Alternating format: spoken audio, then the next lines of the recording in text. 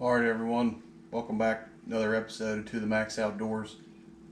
Today we're going to make some buffalo loin wings. Everybody just went through the Super Bowl. Probably had some buffalo wings if not, but we'll show you a little twist on that. We're going to use some deer tenderloin. We're going to make some wings. We'll show you how to do that. Stick with me here. So we'll start out with some loins that we've already cut up. Again, these were froze and we just cut them up. They're right around a 1/4 inch thick. They're all clean, no silver skin, anything on them. All I'm simply going to do, cut them in half. Take the edge of a little dish saucer here, and I'm just going to gently tenderize them a little bit, just like you would with cube steak or anything else.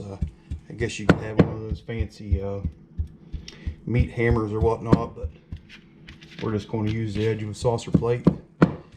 Works out the same.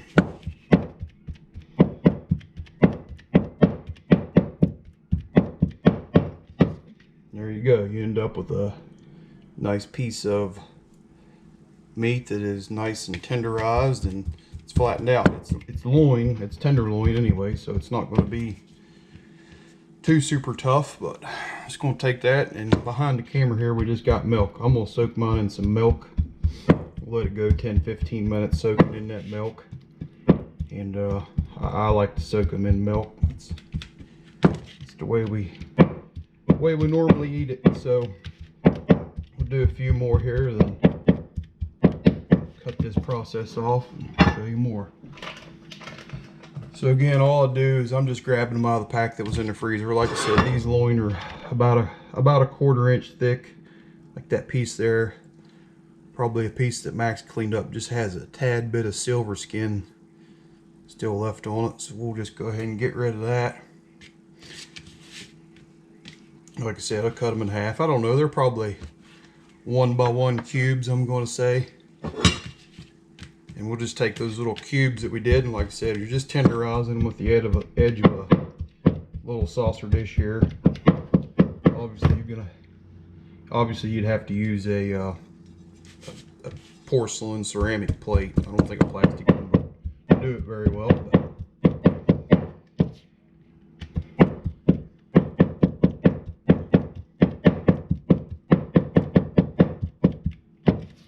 again, pretty much probably getting the idea of what we're doing here.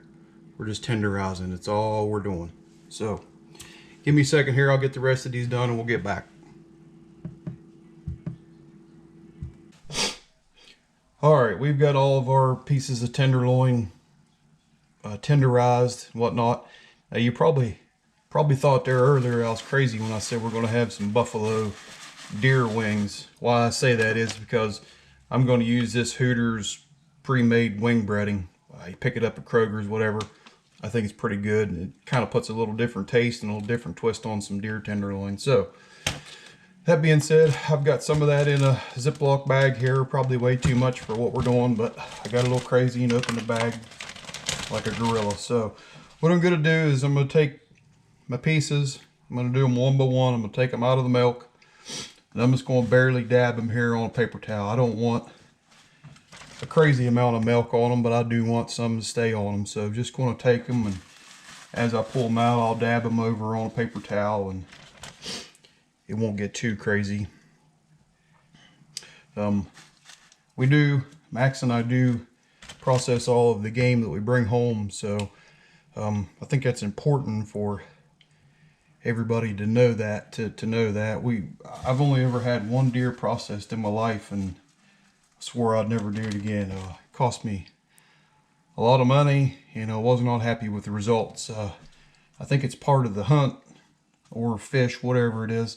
It's part of the excitement is knowing where everything comes from, taken care of properly. You can get the hair out of it. Especially if it's maybe you pulled a bad shot on a deer and maybe it was a gut shot deer, I mean, that means that you need to get at it quick, get the guts out of it, and take care of it properly. I Not talking bad about any processors, but you know, those guys take on a bunch of deer every year, and they're doing them as fast as they can and as quick as they can, and I understand that. That's how they make money. But I think there's something to be said about everybody knowing how to process your own game, let's say, whatever game you bring home, whether it be turkey, fish, squirrel, bear, deer. Know where it came from. You get nobody get mad at it if you find a piece of hair in it or a piece of fat in it. There's nothing worse than somebody giving you a piece of deer jerky and it's got some kind of rancid fat or hair all over it. You know, that make you think twice about taking something from that person again. But anyways, that's just a little pet peeve of mine. But like I said, I get enjoyment out of it. Max gets enjoyment out of processing all of our own catches and all that good stuff. So, and I think it's a vital skill that everybody should know something about, or part of it. Plus, it'd save you $100. I don't know what it is in your guys' local area, but this past 21-22 season here, you know, I do work with a bunch of people that don't process their own game, and I know here in my little local area of West Virginia, it's about $150 to $160 to get a deer processed, and I think that's absolutely outrageous, seeing how you can buy you a decent food saver for $100 to $150. You can buy bulk food saver bags at Sam's Club, Target, I don't know, wherever you shop. I mean, it's a common thing. Cold packing deer meat's not hard. Everybody's got jars at the house more than likely. I know with this COVID nonsense, the lids and rings are hard to get, but all I'm trying to say is if you're trying to do the math on it to figure out if it was worth the process or not, it wouldn't take you very long to figure out that you're way upside down if you pay somebody else to do it. Plus, you don't exactly know what you're getting back, and you might be getting somebody else's gut shot deer for all you know. I hate to think that anybody would do that, but never know anymore. So we're going to set this milk here off to the side. We are going to use that in a minute. Here's what we're going to do. We'll zip our Ziploc bag up, maybe. We're going to leave an air pocket in it. And then we're just going to go to town, shaking, turn it around, turn it upside down, and go all around with it. Key here is to get every piece coated, just like you were doing fish or shrimp or chicken fried meat. I did put extremely too much breading in this bag. Alright, so I'm happy with that. So, we here at the house like our stuff extra crispy. I'm going to call it extra crispy. So what I'm going to do is I'm going to take all the meat back out of the bag that we just breaded. We'll put it here on the plate. And yes, you will make a tad bit of a mess here. Fortunately for me, when I cook here at the house, the wife gets to do dishes and clean up, so I would rather cook than clean up any day. So hopefully the rest of you are that fortunate, because you will make an absolute mess. Or maybe I just make a mess. Maybe everybody else is neither. I'm not real sure. But here we are. Try to get the last few pieces out of the bag here.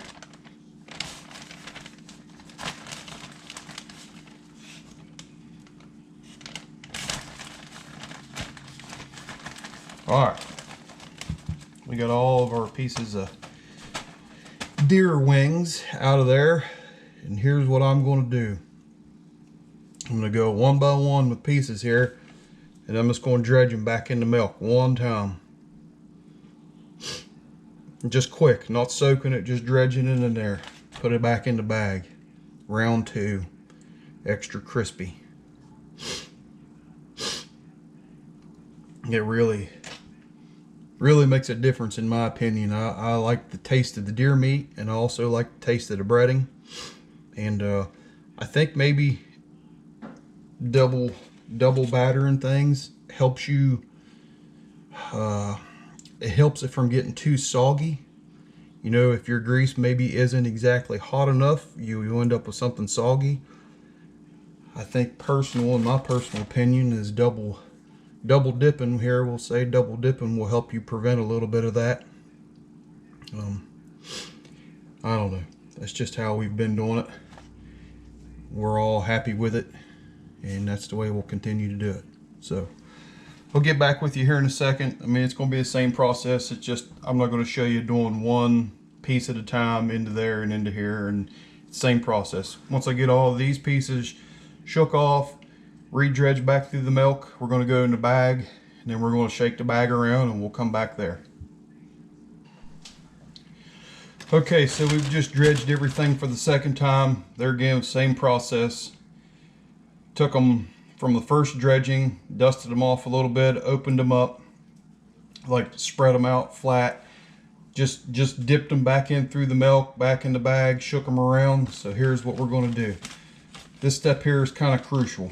If to keep your breading on the meat through the whole process, I was taught a long time ago by a very old lady, my great grandmother, that if you spread the meat out with your fingers as you're doing it, kind of drive that breading down in there, and after this process right here, put it in the refrigerator 45 minutes to an hour, let it cool back down, the breading stays on there. You've seen that we don't use egg wash. Grandmother never used egg wash in any kind of chicken fried, breaded or battered anything, fish, squirrel, whatever she was battering or breading. Woman never used egg wash, and she had it figured out, because just like most old ladies from that era, I do believe they could take a rock from your driveway and make it taste like filet mignon somehow. So I never did question her. I just listened to her, and now I do it. But like I said, coming out of here, coming out of the bag, I'm just taking my thumb, washing everything down. If you happen to get a place here that you get a little bit of a wet spot on, like this piece of meat's got a wet spot, just take it and dip it back in there. Pretty simple. I'm just putting them here on the plate, kind of spreading them out as I put them on the plate, making sure everything's coated real nice.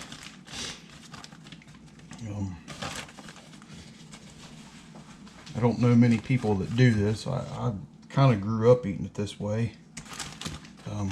When we would shoot a deer, when one of us would shoot a deer in our party, it was kind of our tradition is somebody would rip the inner loins out of the deer while everybody else was cutting and trimming and whatnot, and whoever skinned the deer was the camp cook for the evening. So the inner loins were getting fried pretty much exactly like this as everybody else was cutting and trimming and going through the whole deal.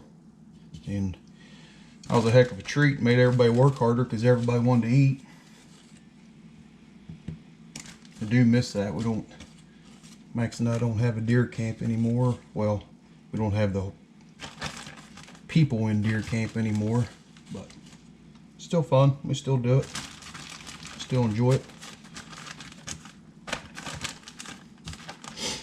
But there again, each individual piece by piece, taking my thumb, making sure of every piece is coated nicely. There's no wet spots in the meat. Kind of laying them out here on the plate. I try not to double stack them, but I do got them double stacked here a little bit. I don't think that'll hurt. But like I said, been doing this for a long time. Grandma used to do it with just regular, like seasoned flour.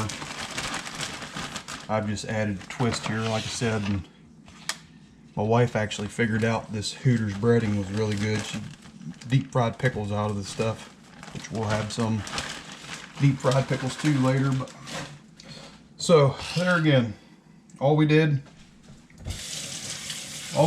was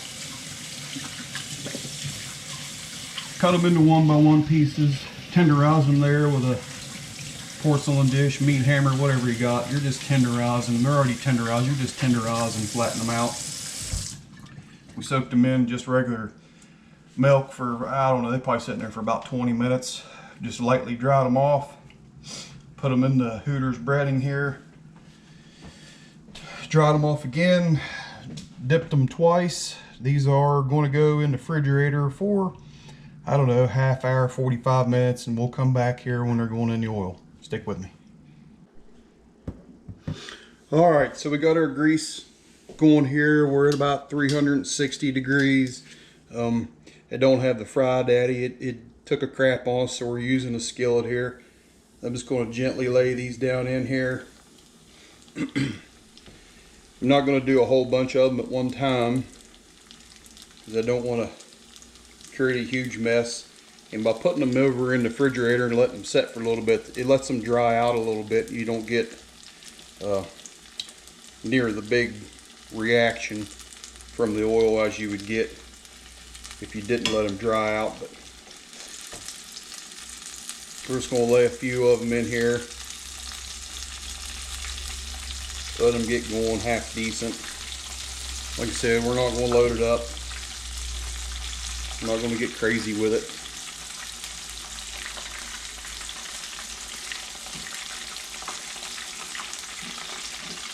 Take that first one we put in, flip them over. Take the next one, flip them over. I like to rotate them a little bit as they're frying here in the oil. That one there had a little bit of moisture in it.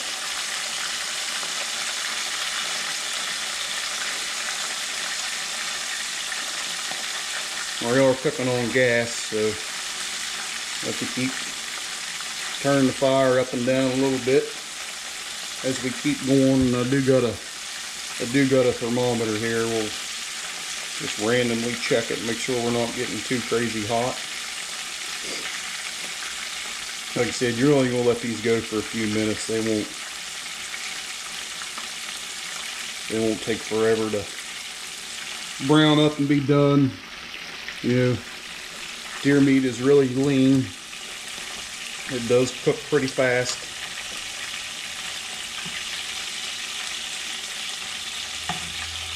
Basically, when it gets nice and brown on the outside, pretty much in my opinion, it's pretty much ready to go. And like I said, these are double battered, double dipped, so to speak, in the Hooters breading there. And you'll see them starting to push some juice out of the meat, and it looks like blood, but it's juice out of the meat. But basically, in my opinion, at the point they start pushing some juice out of them, maybe you can see it, they're really close to being done, in my opinion. There again, super lean meat. We're not getting too excited with overly frying them too quick.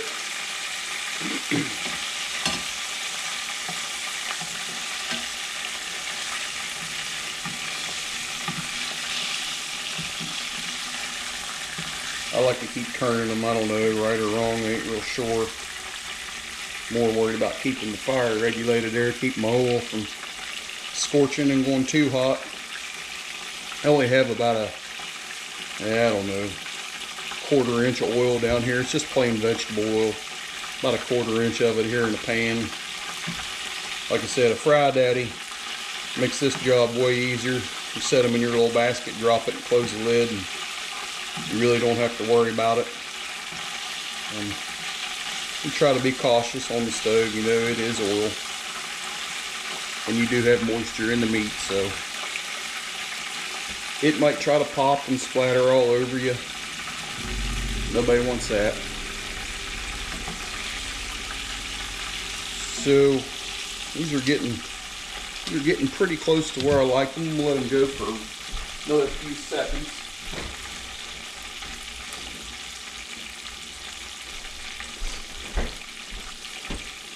And what I'm going to do here is these are just some home canned dill pickles that we made, and they're in the same Hooters breading too. And I'm just going to drop a few of them in here. We do like some deep fried pickles, and I can tell my oil is getting a little too cold there. It's not. When your oil's right, your breading, your flour will sizzle real nice. I can tell there I was getting a little cool. We'll drop a handful of these puppies down in here.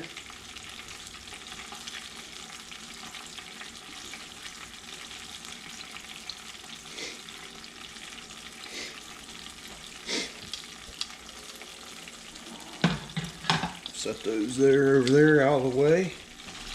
We'll give our meat a flip again here and seeing what we're looking like. Uh-oh, trapped one of my pickles. Alright, getting a nice golden brown there on the meat. I really think that's getting really close. There again, this is all to your own personal taste. You know, however, if you like it well done or really crispy, then let them go a tad bit longer. If you like them more on the rare side, then like I said, as soon as you start seeing the meat, as soon as you start seeing the juices flow back up out of the meat, then you should probably take them off. Our pickles are starting to float now.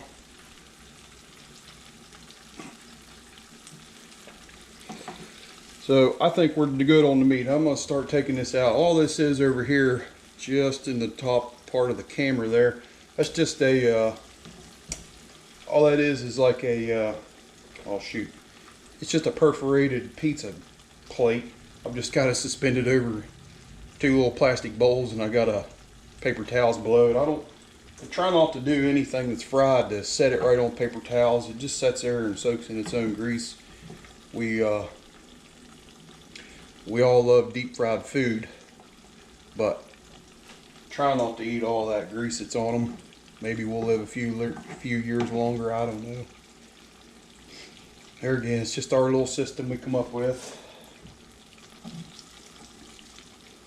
There we go, 4 nice pieces of meat. The pickles are looking pretty good.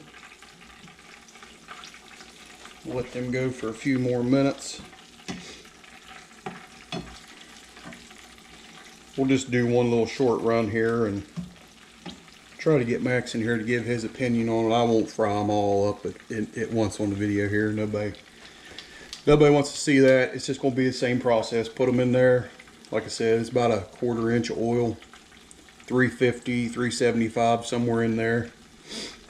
Just put them in, flip them around.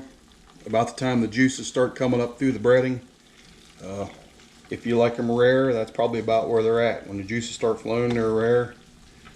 Let them go till you get the golden brown color of the outside that you want. Put them out, put them over on some kind of perforated plate or a wire mesh rack. Let them drain off for a few seconds, and same deal. So these pickles, you see there, they're all floating. We'll try to get these guys decently golden brown. A pickle's kind of hard to deep fry, in my opinion. There's a fine line between having them soggy and then having them, I'm gonna say, overdone, and you don't want the pickle to be crispy, but you want the breading to be crispy. And I'm having a tad bit of trouble here regulating my temperature with the stove. I guess the Fry Daddy spoiled me. But we will have another Fry Daddy here before too long. There again, COVID and the shipping things. Everything's a mess right now. Can't hardly get anything you want. Of course, our Fry Daddy had to take a break. But just taking the pickles out one by one. I'm trying to drain them off. The pickles are they're standing straight when you grab them. They're not limp and floppy and falling over. And in my opinion, that's about how we like them. As soon as they stiffen up well enough, that's about where we are ready to eat them. So there you go, pretty general rundown. We went through taking them basically from the freezer. We cut them into 1x1 cubes. Well, 1x1, 1x2 squares.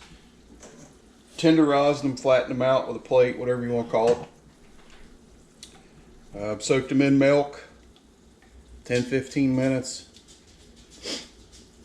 Wiped them off, dredged them over in some of this Hooters breading. Put them back out on a plate, dusted them all off again, run them through the milk one last time, and then come back through and dredged them again, flattened them out on a plate, flattened them out on this plate again. And then we stuck them in the refrigerator. These were probably in the refrigerator half hour, 40 minutes, somewhere along that line. That really helps the breading bind, the Hooters breading bind on your meat good. Dries them out. We got to oil up 350, 375. Put them in there. Got them to the color that we like. There's kind of a general picture of what we're looking like, and give us a second here and we will go over here and finish them off, and hopefully we can get Max in here to get us a taste test.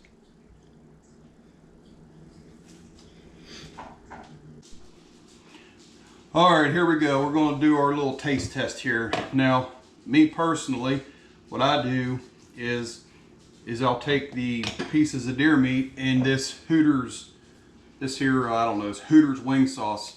It's a thicker, I guess I'm gonna call it a paste. You get it up to room temperature.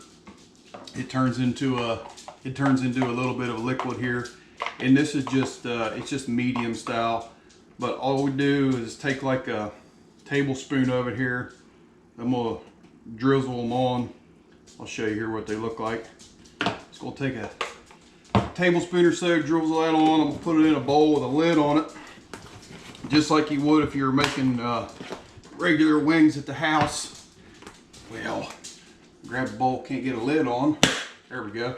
Now I'm just gonna take them and toss them around in there a little bit. Now Max, he would rather have them just straight out of the oil like we did them over there, just basically old regular chicken fried. So there, and that's what we end up with. We end up with our pieces all nice and coated up. They got a nice bit of the Hooters breading and the Hooters sauce on them. And I especially like this Frank's Buffalo, what is it? Frank's Buffalo wing sauce. I do like that. As far as the pickles go, you can eat them however you want, but I'm gonna eat this piece of deer here, and Max is gonna eat a piece of straight with just the breading on it, and we're gonna give our true opinion. Of course, we know how it tastes, but hopefully somebody tries it.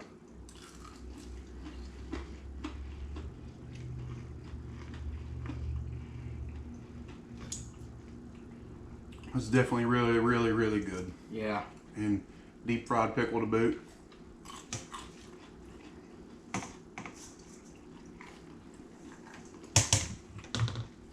There again, guys, this is just another spin on tenderloin. This is probably one of the more common ways that we eat it, whether it be chicken fried in bacon grease or breaded and use the Hooters way this way.